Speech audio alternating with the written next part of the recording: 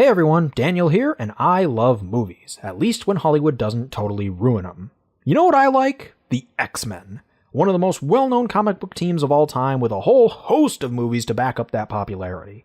Now in a perfect world, I'd be able to take a look at them all, but that would take way too long to do in one video, so I'm just going to start off with the first movie. The original X-Men was released back in the year 2000. It was directed by Bryan Singer and stars Hugh Jackman as the Wolverine, Patrick Stewart as Professor Xavier, and Ian McKellen as Magneto. Historically speaking, the X-Men movies have generally been seen as very hit or miss. Today, that's what we're going to look at. I'm going to look at the story, characters, and special effects to answer the question, does the original X-Men hold up? Let's get started.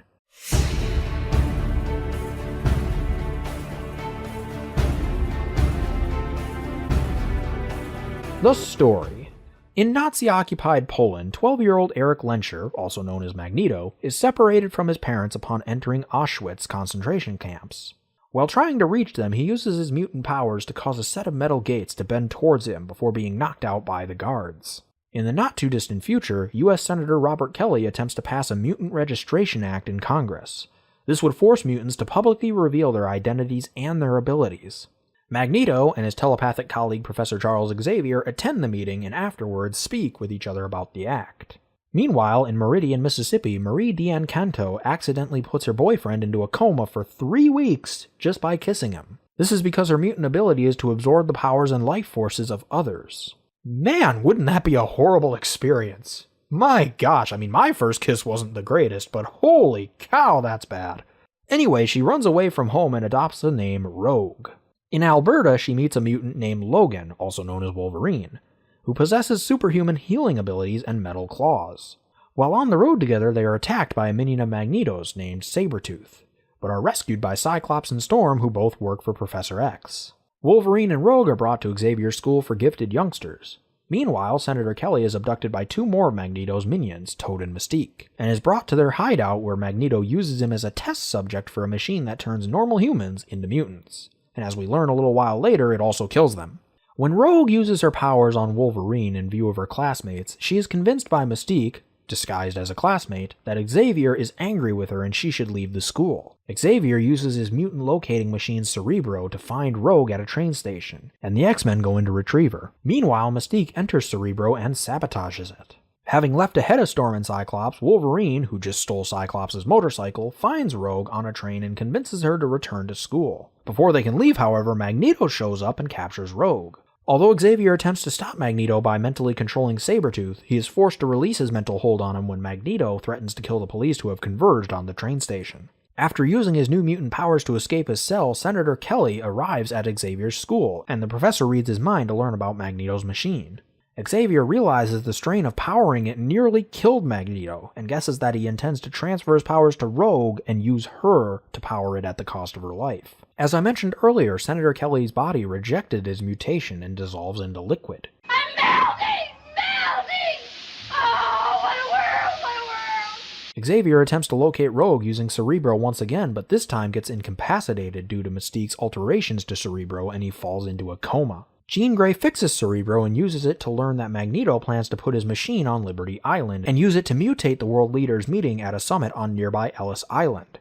The X-Men scale the Statue of Liberty, battling Magneto and his minions while Magneto transfers his powers to Rogue and activates the machine. Cyclops blasts Magneto, allowing Wolverine to destroy the machine. He then transfers his powers to Rogue, and his healing abilities allow her to rejuvenate herself. But it does send Wolverine into a coma in the process. Professor Xavier and Wolverine recover from their comas, and they also learn that Mystique escaped the island battle and is currently impersonating Senator Kelly. Xavier gives Wolverine a lead to his past at an abandoned military installation in Canada, and Magneto is imprisoned in a complex constructed of plastic and is visited by Xavier. Magneto warns him that he intends to escape one day and continue the fight for mutant cause. So yeah, for what could really easily have been just another fantasy sci-fi movie, it had some really deep and intellectual stuff in there. The debate over what to do with mutant kind is definitely what carries this film. So with that being said, let's take a quick look at the players on each side of the debate, shall we? The characters.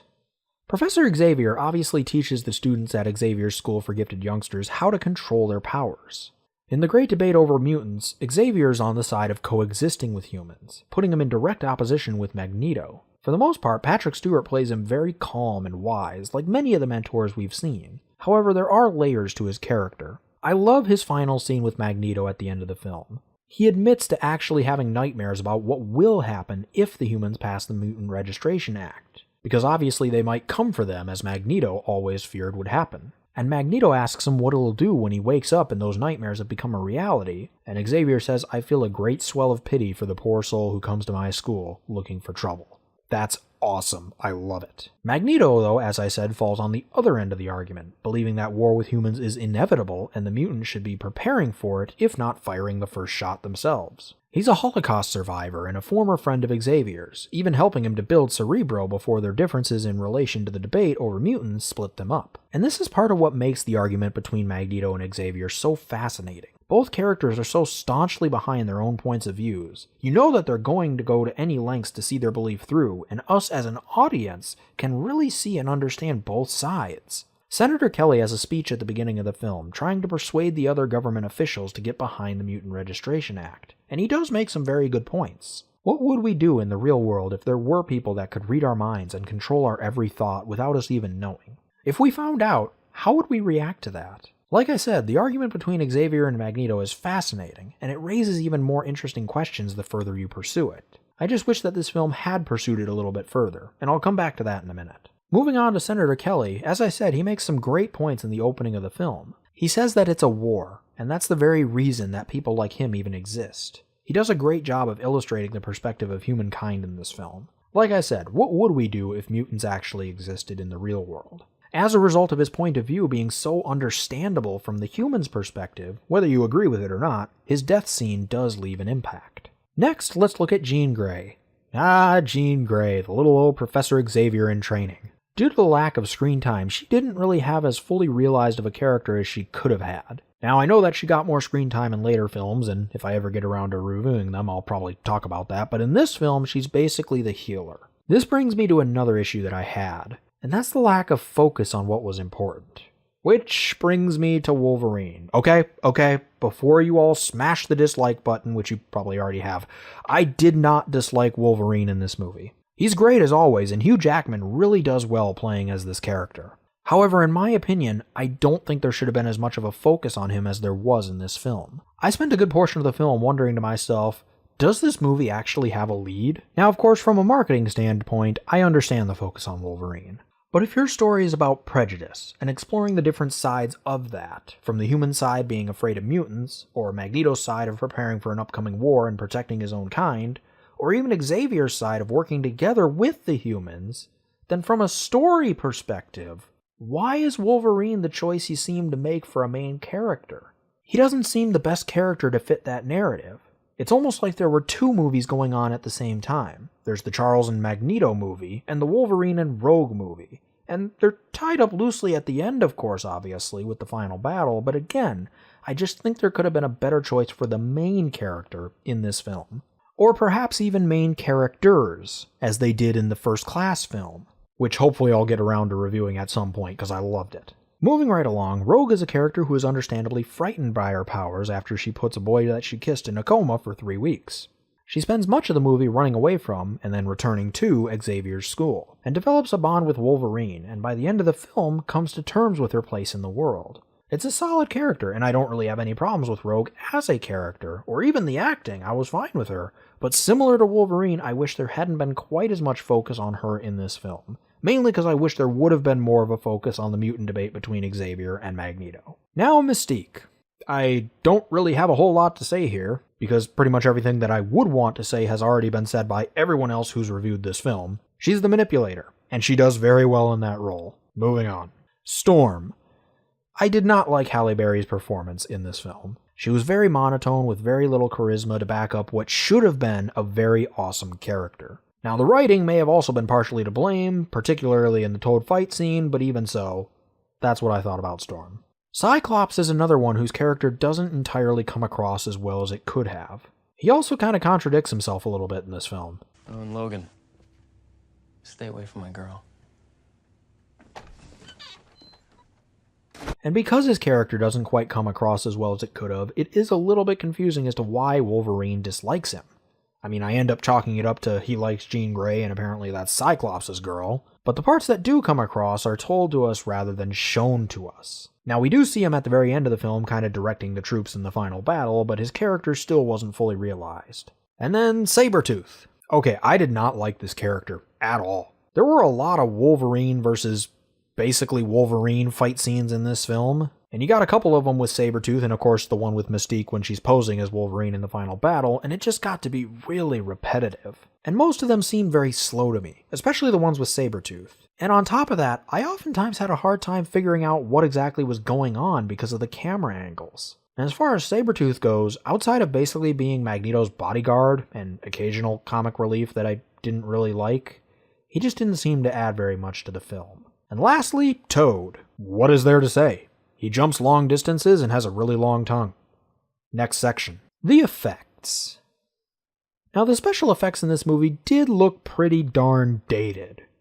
I mean, be honest with yourself. Look back at this movie and tell me that this does not look just a little bit dated. Now, it is understandable. I mean, it was a movie from 2000. But there are also a couple of odd choices made with how to implement the special effects that maybe didn't give it the best chance to hold up. The one moment that really stands out to me is in the final battle when Wolverine uses his claws to basically circle around part of the Statue of Liberty. There was a lot of special effects that looked weird and looked dated, but that one looked very unrealistic to me and it took me out of the film completely. So, to answer the title question, does X-Men hold up? Well, if you would have asked me before I sat down and watched it again for this review, I would have said no, without any hesitation at all. Because the first time I watched this movie, I was actually bored. I was very young, I couldn't quite grasp what was going on between Xavier and Magneto, and the rest of the film just kind of felt a little jumbled to me. However, upon watching it again for this review, even though I still do think it's a bit of a mixed bag, and many of the special effects certainly don't hold up, I do think that the movie as a whole is still worth the watch. Because the debates are still as relevant today as they were when they were written into the film. So does it hold up as a whole? Technically, no.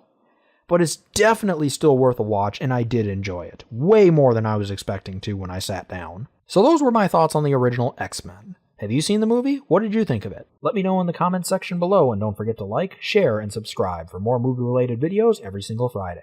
Also, if you are a Star Wars fan, be sure to subscribe and hit the bell next to our name to get notifications when we upload, because starting on May 4th, we will be doing Star Wars Month on this channel. We're going to try to upload 3 videos a week, but we'll see how that goes once May comes around. And we're going to cover as much as we can from the original trilogy to Disney's current incarnation of Star Wars. So again, if you're interested in that, be sure to subscribe and hit the bell next to our name. But with that being said, thanks for watching, and have a great day.